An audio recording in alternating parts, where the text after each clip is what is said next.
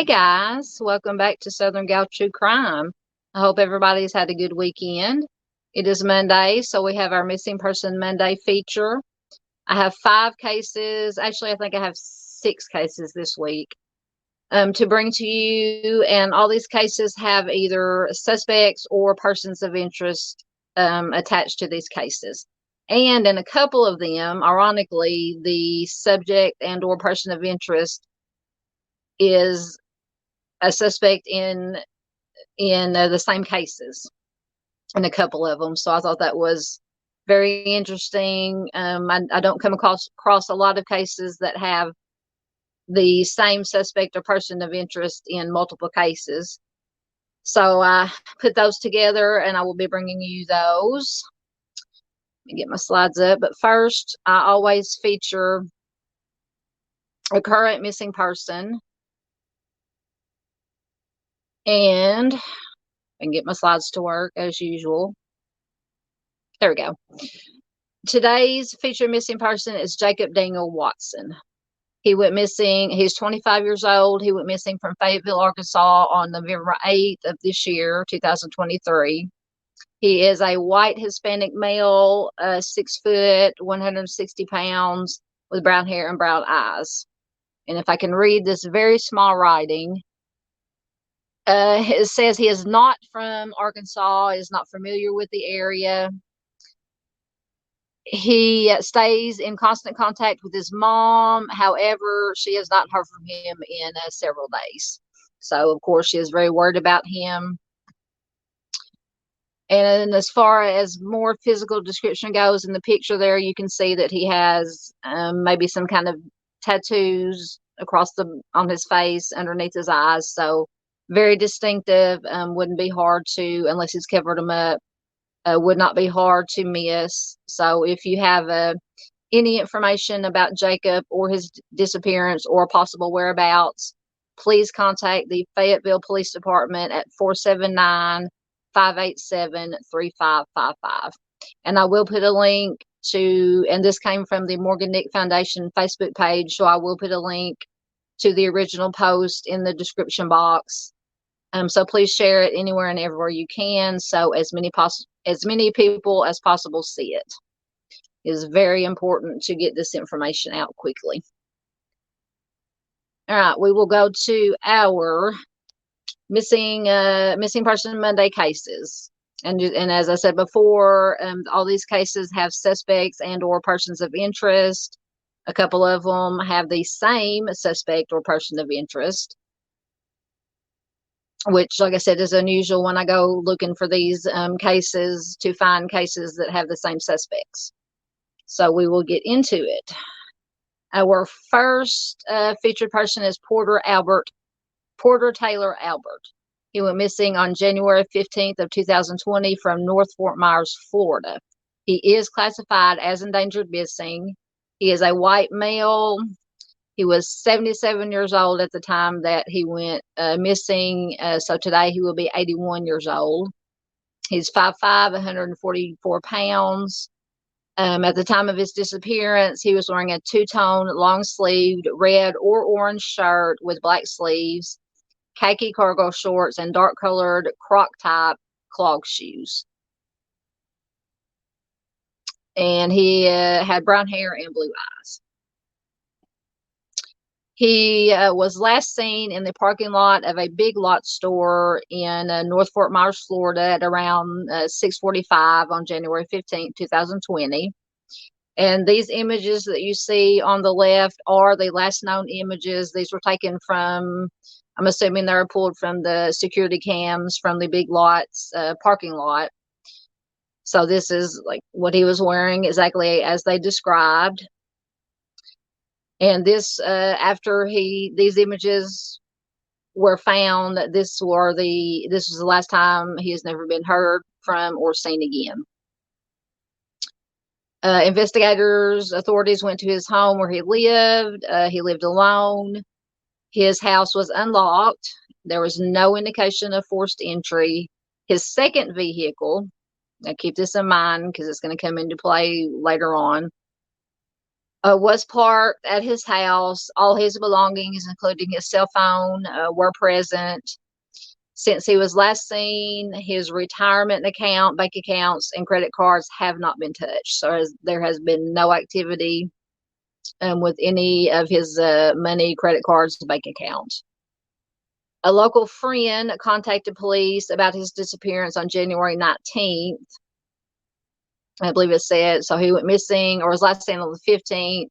This friend contacted the police on the 19th, so 4 days later, saying that they had been in touch daily, and it was very uncharacteristic. Can't talk today. Very uncharacteristic of Albert to go for many days, 4 straight days, without having contact with his friend.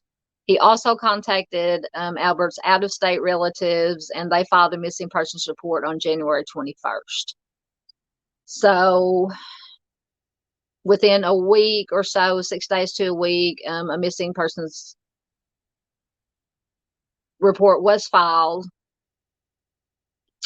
And so on January 20th, which was the day before the missing persons report was filed, Albert's car was found in Cape Coral, Florida. Now, this car, when it was found, was being driven by a lady, or an 18-year-old woman named Tiffany Zora Rachel, and I know I'm gonna butcher this last name, Constable. I'm just gonna call her Tiffany throughout the duration, so I won't butcher her name.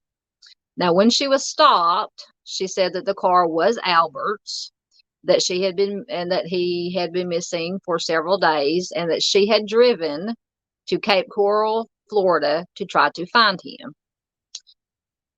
She did not have a driver's license, so she was arrested for driving without a license. Albert's car was towed, searched, but there was nothing suspicious found inside of it.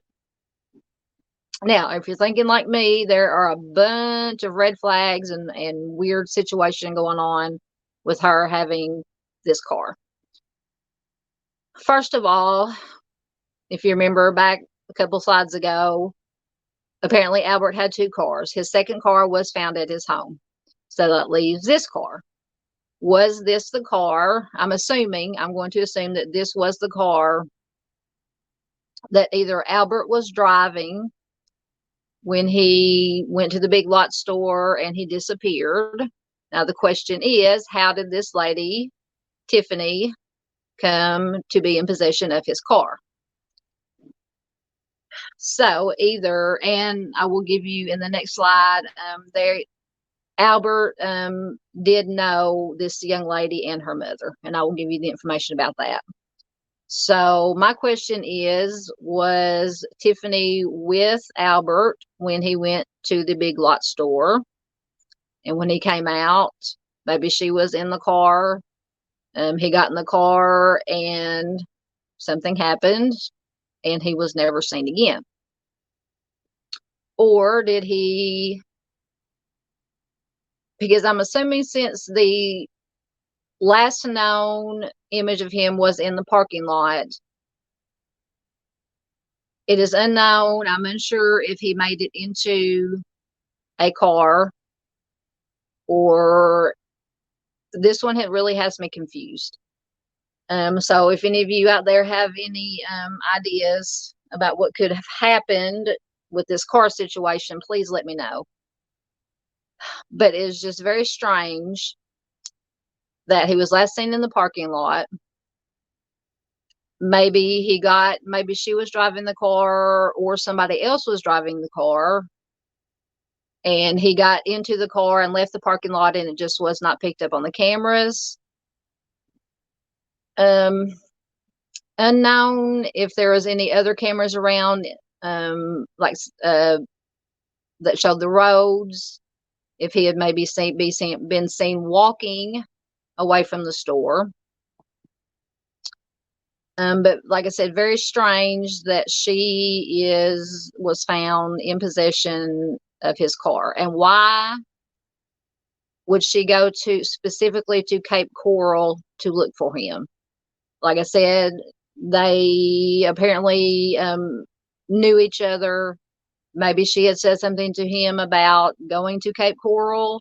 It is possible he met up with somebody else and got into another car and went to Cape Coral.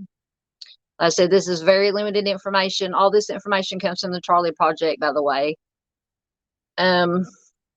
So this very, very strange, to say the least, very strange circumstances in this case. So moving on to how they knew each other. Apparently, Albert knew Tiffany and her mother. They were homeless and had been living in the woods, and Albert had reached out to try to assist them.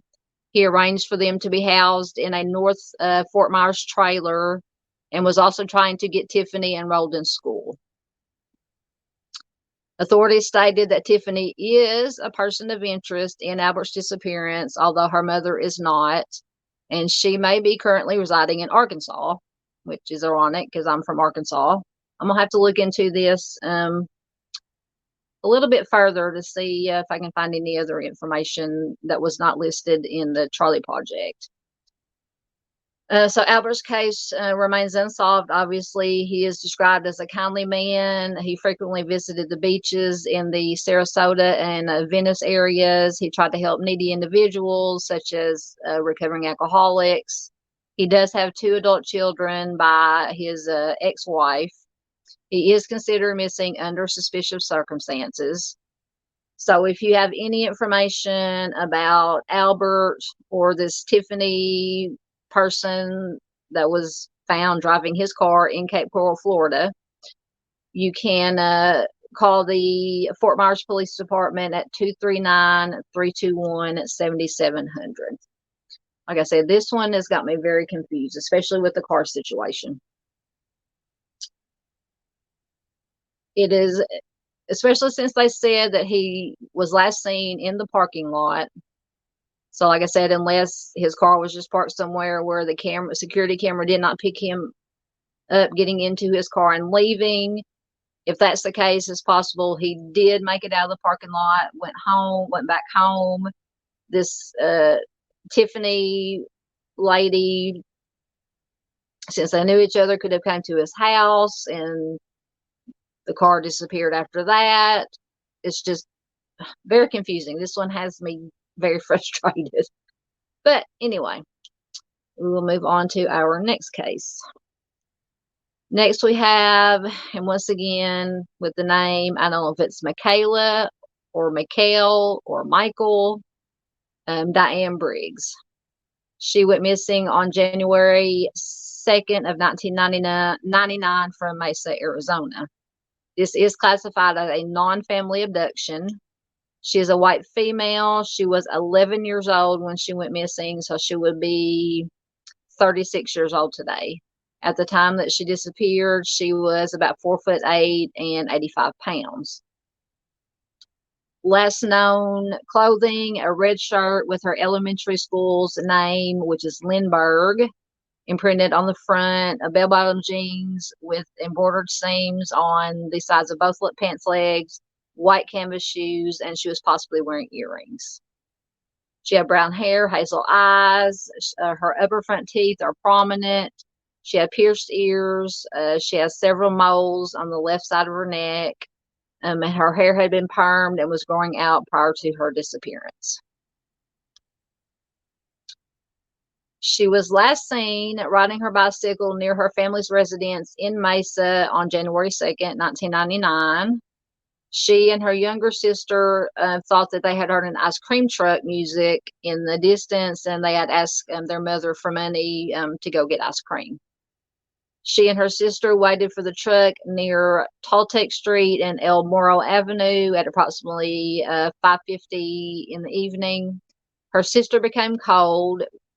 Her sister went back to the family's home to get a coat. Their mother sent her back to find Michaela or Mikhail, but she had disappeared. And I believe, so when the sister came back, Mikhail's bicycle and her 2 quarters, they, I'm assuming we're going to get ice cream with, were found near the street where she had been standing. Her bicycle was not at the corner, but partially back towards the house. It was lying on its side with the wheels still spinning. And so this happened, according to this information, within 90 seconds. So a minute and a half, this child disappeared, which is so, I always say this in all my videos when going over this case, is it's so scary just how fast anybody, especially a child, can disappear. 90 seconds. And from what I gathered, from where they were waiting on the corner to their house, obviously was not very far. If it only took 90 seconds for this child to disappear when her sister went to get a coat and came back and she was gone. So, like I said, just blink of an eye, snap of a finger, and somebody disappears into thin air. Now, authorities did search the entire area near the family's home. No evidence pertaining to Michaela's whereabouts were found. They did bring out search dogs, but the search dogs lost the scent after only a few feet away, and this suggests that she was placed into a vehicle and taken away. Authorities were unable to confirm if an ice cream truck was indeed in the area at the time, but all the ice cream vendors in the area were interviewed and they were all cleared. Known child offenders in the vicinity were also cleared of any connection to this disappearance. Investigators did release sketches of 2 possible suspects in the disappearance.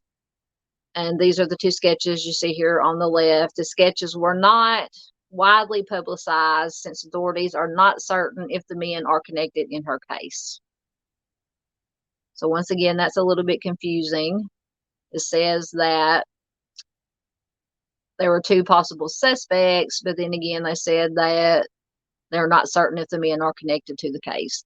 So it could have just possibly been 2 random men that were seen in the area when she disappeared, and they just released the sketches just in case, either as suspects or possibly as witnesses to the abduction. That's just my opinion. So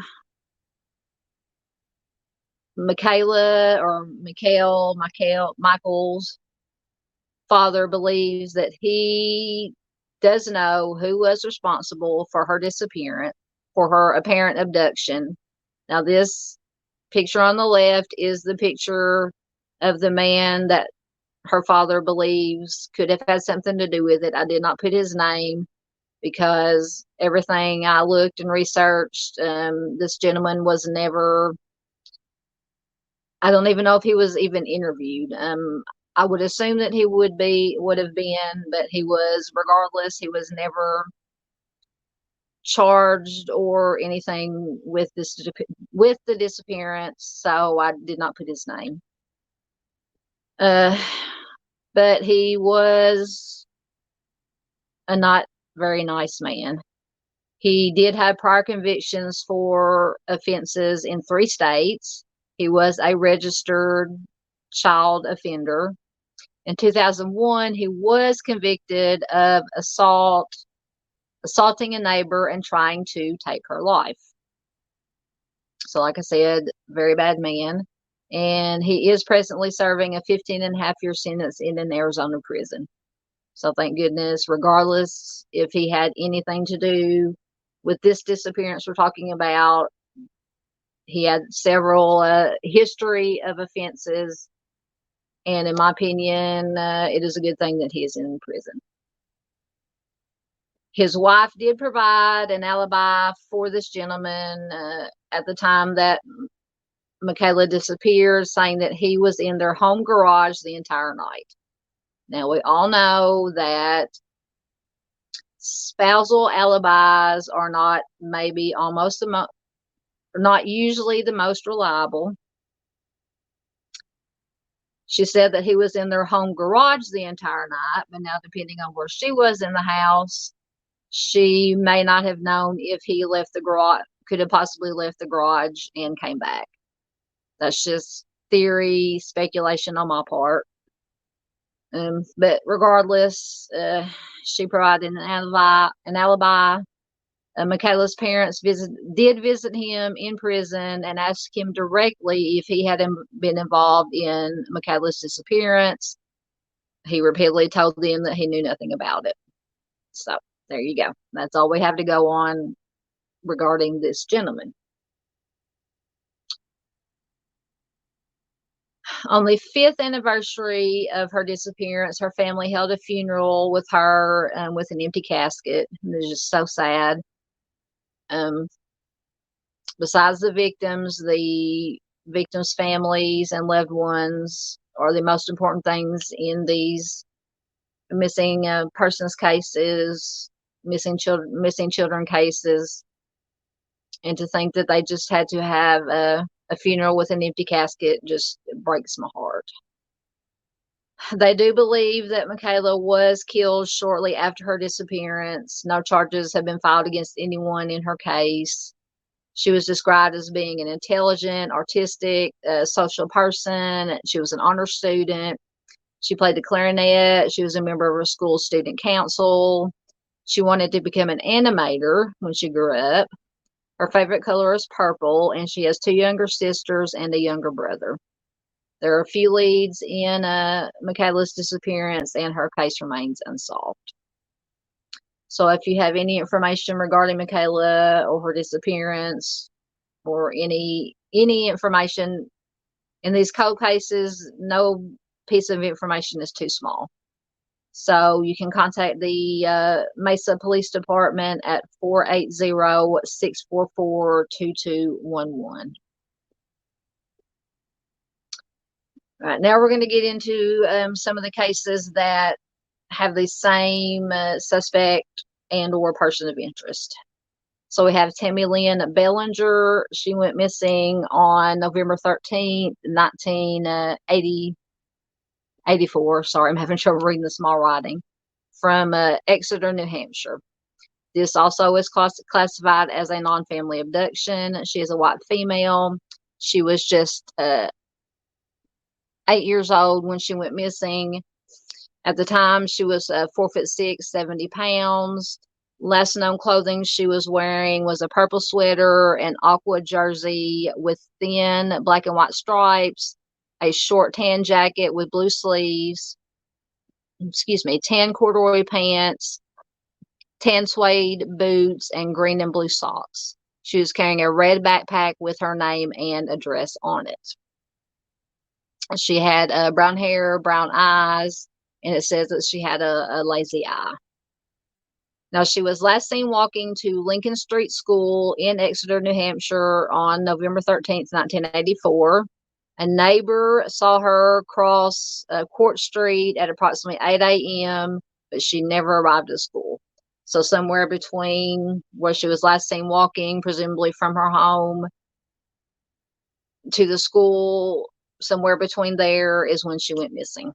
Once again, by all accounts, she just vanished into thin air. She was never seen again. She was not reported as a missing child to law enforcement until after the school day ended, as Lincoln Street School did not verify students' absences until after her disappearance. So obviously her family assumed that she had made it to school, and they did not think anything about it until she did not return from school, and then she was reported missing.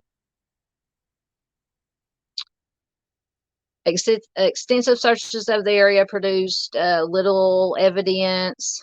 Police did receive a tip that she may have been buried in Exeter Cemetery in a grave, which was dug up in 1984. They dug up the grave, but they found only the person that was supposed to be in the grave. They did drain and search a pond in 1996, and they found nothing relating to Tammy's case. So it went cold.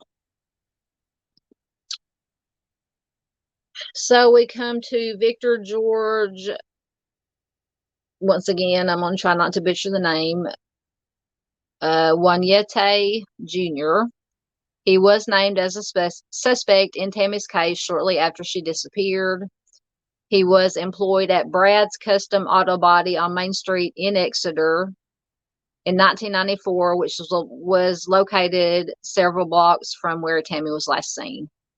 And, big red flag, obviously, police did find a photograph of Tammy in his house. So unless, and it did not mention if this Victor Wanyete would have any reason to, sorry, my cat just decided to come in and get into the act. Lay down. It is unknown if Victor Wanyete was a family friend, or he would have reason to know Tammy, and why. And if he had no connection to Tammy or her family, why did he have a picture of her in his house? That is the big question, obviously. He did have a criminal record dating back to the 1960s, and he was periodically in prison for forced entry, larceny, and SAs throughout the years. So, once again, regardless if he did have anything to do with Tammy's disappearance, very bad man. So this was where the connection to another case comes in. He is also considered a suspect in the 1984 Florida disappearance of Marjorie Christie Luna. He did live near Christie's residence at the time that she vanished, and her case is also unsolved. He was never charged in connection with either Tammy's or Christie's disappearances. And no physical evidence connects him to either one of the cases. He was sentenced to 75 years for burglary and indecent exposure in Florida in 1992. And at the trial, I take this with a grain of salt, at the trial, prison inmates testified that Mr. Wanyete, or however you say his name, testified that Mr. Wanyete admitted to killing Christie and Tammy. Like I said, take that with a grain of salt. It could either, on one hand, it could be this inmate had ulterior motives for giving this information. He could say, hey, if I give you this information, can you, they always want something out of it. But on the other hand, it could be, we know that offenders like to brag about their crime. So it could be that he did tell this inmate that he took the lives of Tammy and Christie. But we just will never know for sure. Today I lost my place. Mr. Wanyete was released from prison in 2012, and he did pass away 8 months later. Unsure of what he passed away from. It could have just been natural causes. He was incarcerated for burglary in Florida in 1992. He was, like I said, never charged in connection with either Tammy or Christie's cases. No physical evidence linking him to either of the girls' abductions, and he passed away. Both Tammy and Christie remain missing, and neither one of their cases have been solved. So if you have any information in Tammy's case, you can call the Exeter Police Department at 603-772-1212. So now that brings us to Marjorie Christina Luna, what she was called Christie. Christie went missing on May 27th, 1984 from Green Acre Cities, Florida. Once again, non-family abduction. She was a white female. She was just also 8 years old at the time of her disappearance. She was around 4 foot tall and weighed 60 pounds. Her last known clothing was a turquoise bodysuit and no socks or shoes. She was hearing impaired. She had brown hair, hazel eyes. She had a strawberry birthmark on the right side of her back near her hip, a scar on her right arm, and a scar on her ring finger. Her nickname is Christy. She had a slight speech impediment and her teeth were crooked. So once again, all these little details about appearance help in either jogging somebody's memory if they happen to have seen Christy around the time of reduction, or if remains are ever found and there's enough remains, these, especially the teeth being crooked, could go to help identify her. She was last seen at Green Acres grocery store, which is a local grocery store in Green Acres, Florida, on May 27th, 1984. She had purchased cat food. This was approximately 3 p.m. in the afternoon. And now the business is located just a few hundred feet from her home. So she was, once again, not very far from home when she disappeared. It says that she may have stayed at the store until as late as 6 p.m. to play video games, or she may have gone to a nearby park after leaving the store. So apparently it is unclear whether she did stay for a little while playing video games at the store, or if she did leave and go to this park. She never returned home. She has not been seen again. Her sister realized that she was missing after her sister had woke up at about 8:30 p.m. that evening. She waited about 30 minutes. She woke up her mother and father and told her that Christy was gone. After Christy's disappearance, her bodysuit was found in a swampy, wooded area near her home. So to me, this is the most terrifying, scary part of this. So being as her bodysuit was found in a swampy, wooded area near her home, this, I would go off an assumption, a theory that, well, I guess two, that when she came home, and it doesn't, when it says this wooded area was near her home, it could have been, was it a few feet? Was it a mile? It would be helpful to know what they meant by near her home. Because it could be that if it was later in the evening, and I don't know what time, if it would have been dark around the time that she would have been coming home. It did not say how late, if she did go to this park, how late she was there, if she was walking home after dark. Possibly if she was walking home, but that wouldn't make any sense either. She could have gotten turned around, ended up in this swampy wooded area, fell into the water and drowned. But it only says that her bodysuit was found in the swampy wooded area. Does not say, obviously, her body was never found there. I'm sure the authorities did search that area after they found her bodysuit.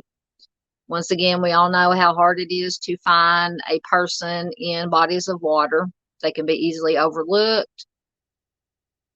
So that, on the other hand, would lead me to the assumption that she was abducted, possibly was abducted. This is just another scenario. Was abducted, harmed, and she was taken, and either just her bodysuit or her or both were taken to this wooded, swampy wooded area and disposed of.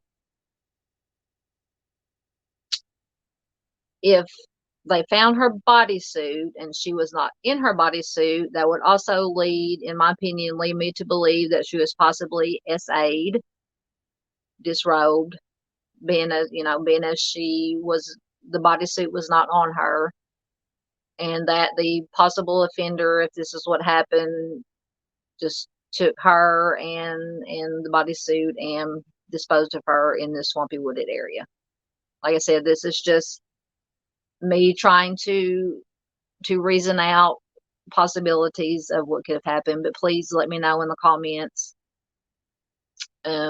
if I'm way off base or not, or if you have, any ideas of that you would have of why they found her bodysuit in the swampy wooded area near her home, but they did not find her body.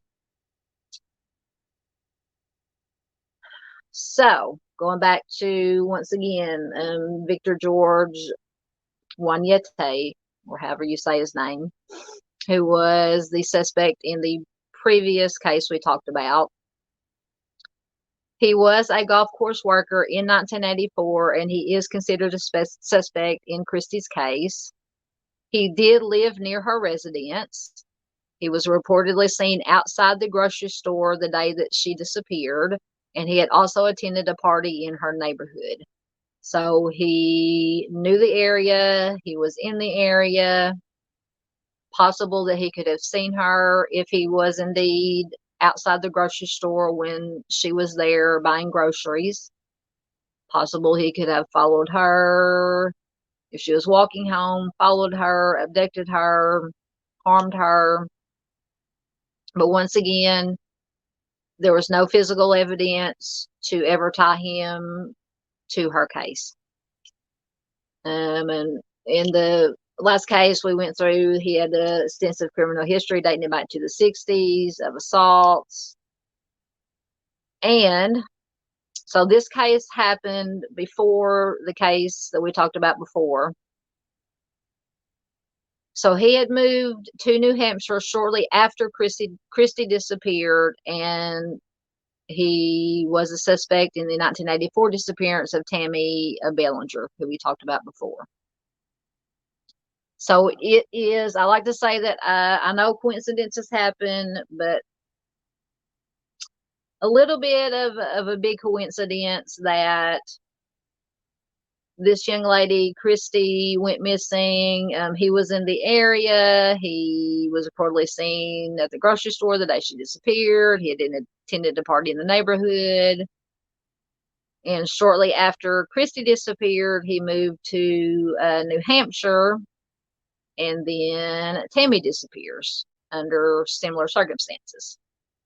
Like I said, there's never been any physical evidence to definitively link him to either one of these cases, but I will let you make your own decisions about whether you think he had anything to do with either of these disappearances of these little girls. Like I said, to me, it's all, if it is a coincidence, it is an awful big coincidence. So in Christy's case, there was also another person of interest that authorities named Delbert Mosher. He lived in the area at the time that Marjorie disappeared. He was arrested 3 times for crimes against children. He did pass away in a Tennessee prison over 20 years after Marjorie went missing.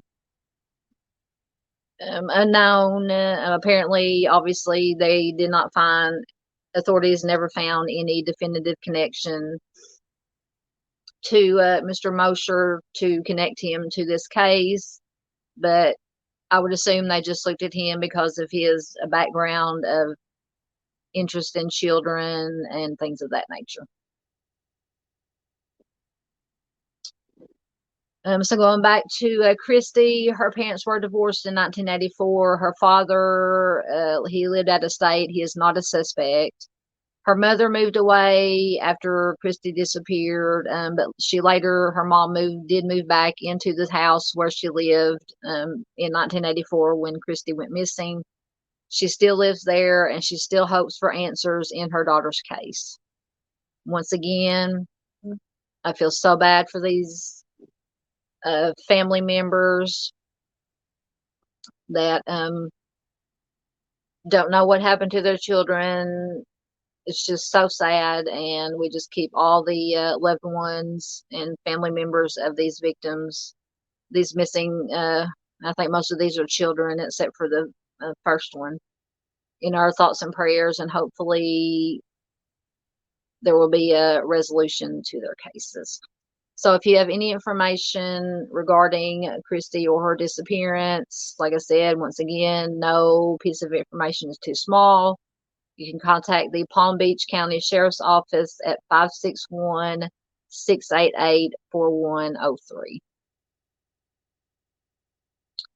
All right, next we come to Gina Dawn Brooks. She went missing on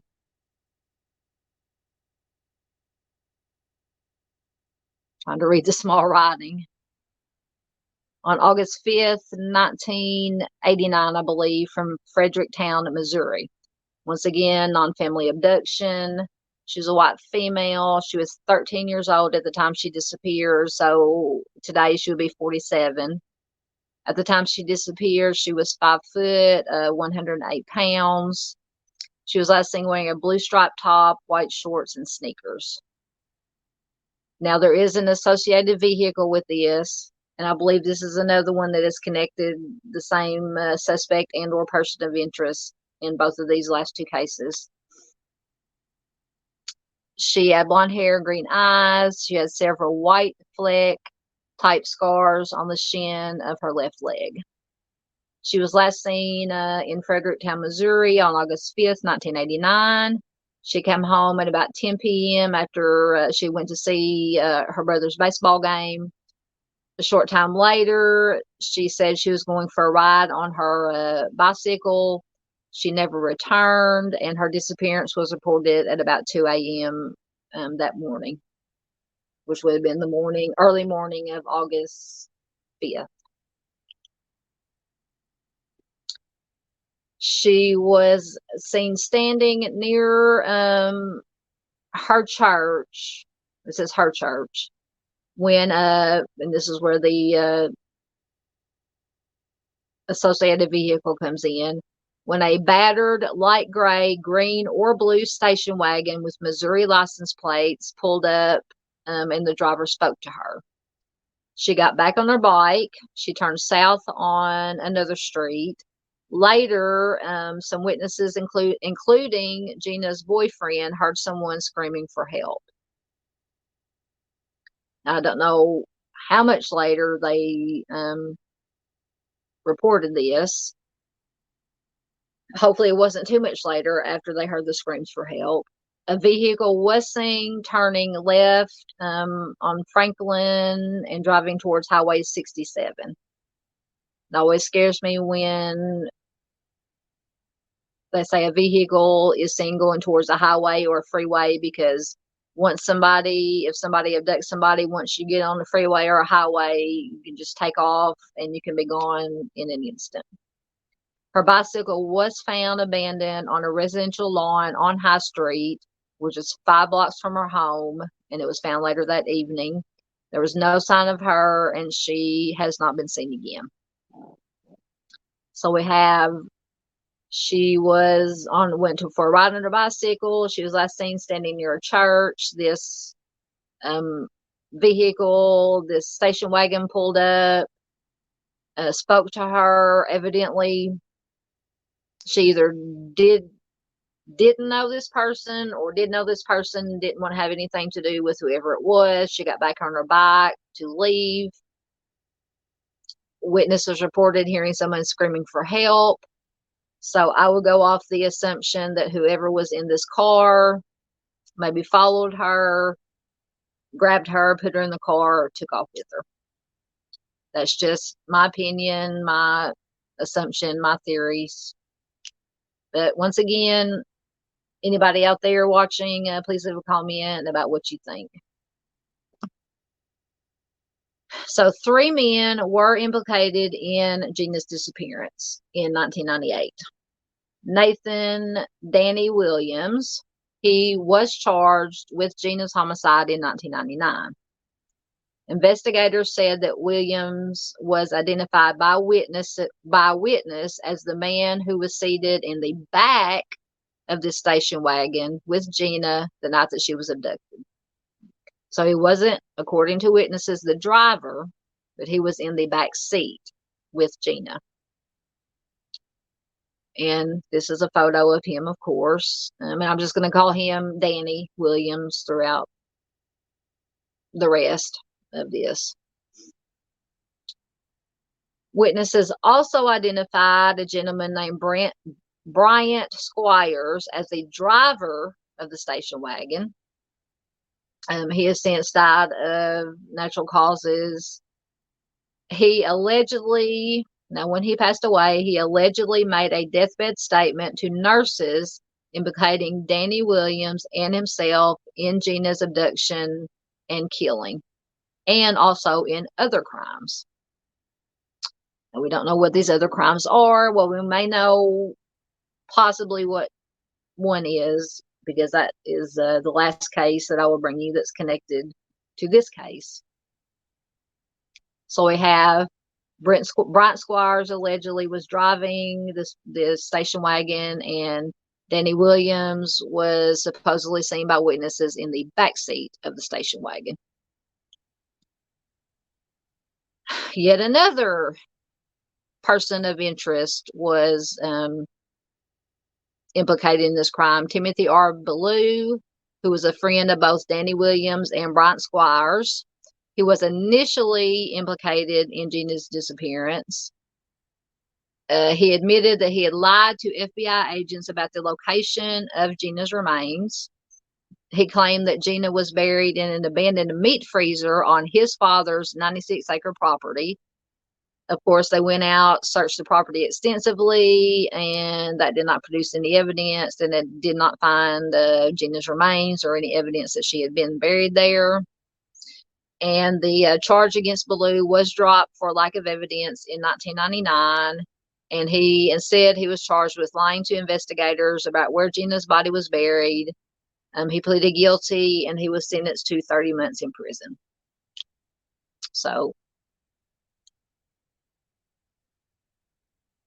And Danny Williams pleaded not guilty to the charges against him in 1999. Authorities believe that he was the person responsible for Gina's crime.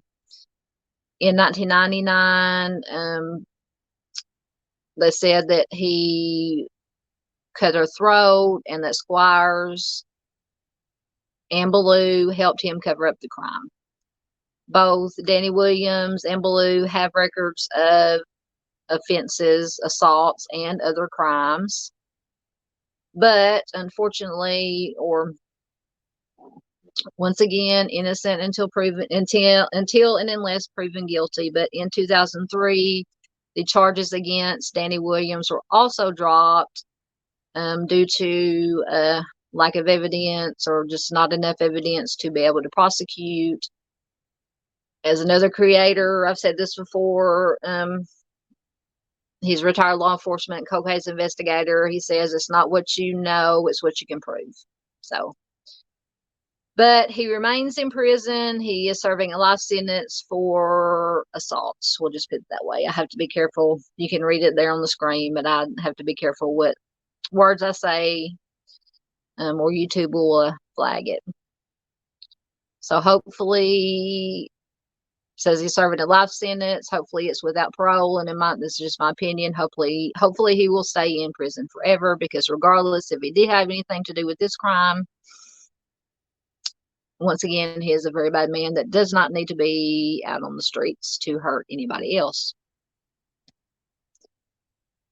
Authorities still believe that these men were involved in Gina's presumed disappearance and death, but stated there is not enough evidence to convict them at trial. Danny Williams had also been charged in the 1975 killing of a young woman. That charge was also dropped for lack of evidence in 1988, 10 days before the trial was set to begin. So either this man has been falsely accused about 3 or 4 different times. He's the unluckiest man on earth to be accused of these crimes that he may not be guilty of, or he is the luckiest man in the world that he was arrested for these crimes, but all the charges were dropped for lack of evidence. So take it. I'll let you decide what you think about Mr. Williams.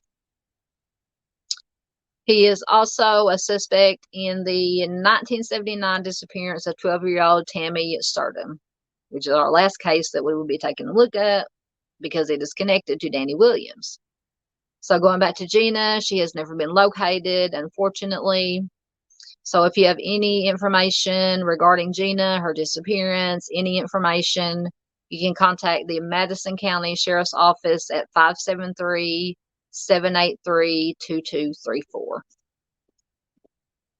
Right, so this brings us to our last case, which is connected once again to Danny Williams. Tammy Rose Sturdom. She went missing on August 1st, 1979 from St. Charles, Missouri. Endangered missing. She is a white female. She was 12 years old at the time that she disappeared. She was 5'10", 130 pounds with blonde hair and blue eyes. She was last seen at a youth shelter in on Jefferson Street in St. Charles, Missouri on August 1st, 1979. She had stayed there for only 2 days before she disappeared, and she was never seen or heard from again. Now, she did have some problems. She was a chronic runaway. She began getting in trouble in 1977 after her family moved across town. She began spending time with teenagers, normal teenagers. They drank, did drugs, used drugs. Her family said, now this is very important. This stuck out to me when I read this. Her family said that she was too trusting and that she would have gotten into a stranger's vehicle. So go back to the previous case concerning Danny Williams, allegedly. Go back to this station wagon. And in the previous case, the victim was either got into willingly, which she didn't get into willingly because she left. She was approached in a vehicle. And now we have unknown if Tammy was lured into a vehicle. But when the family says that she was too trusting and that she would have gotten into a stranger's vehicle, I could just see a scenario of either this Danny character from the crime before was allegedly in a station wagon in a car, pulled up to the victim to talk to her. This victim did not get into the car. But if Tammy was not afraid or had no qualms about getting into a car with a stranger, it is entirely possible, in my opinion, that she was approached, possibly by Danny Williams. This is just my opinion. She did get into the car with him, and maybe others, because I believe it said that the Blue, which was another one of the three from the other case that authorities believe was possibly linked to this other case. I could see her if it's correct that the family said that she was not afraid to get into a car with a stranger. They pull up to her, say whatever, lure her into the car. She gets in the car, takes off, and she's never seen again, which is very, very scary, obviously. So she was close to her father, however, and she did not get in touch with her family after her father passed away in 1988. Because she was a chronic runaway, her family was not initially concerned by her absence. However, after years passed without them hearing from her, they got worried, and they did eventually file a missing persons report. So even, and this is just my opinion, no family blaming, victim blaming, or anything, but even if I had a child, I don't have any children myself. I help raise numerous nieces and nephews, but even if I had a child or a child that I was helping raise, even if they did have a history of running away, I would still be obviously concerned, and I would report it immediately. But like I said, all cases are different, and this is back in the 80s when children, because I grew up in the late 80s, early 90s. We basically had free reign. Of course, I live in a very small town. It's 2,000-3,000 population, very very small town. So we were basically, when I was a teenager, we were basically given free reign to roam the streets. You know, everybody knew everybody. So it was a different time back then, and you know, if your child is out walking the streets, running the streets with friends, you might not be as concerned as, say, you would be today in the 2023, where it's just a different time. You have to be very, very careful. So I can understand why the parents, being as she was a runaway, didn't immediately report her missing as a missing person. So going back to Danny Williams and how he is connected to this case. Now, he reportedly told 2 witnesses that he had abducted a 12-year-old girl off the street near a college in St. Charles in the late 1970s, assaulted and stabbed her and buried her body. Now, this matches the circumstances of Tammy's disappearance. She's the only child that age who disappeared from St. Charles during lost my place, during the relevant time period. And she was never found, and the shelter that she was staying in was just 4 blocks from Linwood College. So you go back to his alleged confession that he told this witness that he abducted a 12-year-old girl off the street near a college in St. Charles. And the shelter she was staying in was just 4 blocks, well, as I said, from Linwood College. Once again, there is no hard evidence tying him to Tammy's case. However, her disappearance remains unsolved. And why would, if this witness is telling the truth, the circumstances of the details that he told that Danny Williams told this witness, very, very almost exact details from Tammy's abduction. So it makes you wonder. Not saying he did it, because obviously we weren't there. We don't know. But yes, very, very red flaggy, very suspicious. So if you do have any information regarding Tammy's disappearance or Danny Williams possibly being in the area, or anything you may have heard back then, you can contact the Hanover Park Police Department at 630-823-5500. All right, that was the last case I had for you. So like I said, I thought it was just very interesting that I found all these cases that were connected by the same alleged suspects and persons of interest. So I just wanted to bring those to you, see what, get your guys' opinion on that. So if you please be sure to leave your comments about any thoughts you have about any of these cases that I presented today. So until, today is Monday. I will be back Friday with the case of the week. So until next time. Oh, if you found this video informative, interesting, please give it a thumbs up. Any likes, shares, and comments that these videos get, especially on small channels like mine, help push it out to more people. And that is the most important thing that I want to do, is to get these stories out to as many people as possible, so that these victims are never forgotten, and hopefully maybe do a little small part in trying to get a resolution to any of these cases. So until next time, please do take care of yourselves. Take care of each other. Be careful out there. Take care of your fellow human being. That's the most important thing we can do in this life, is take care of each other.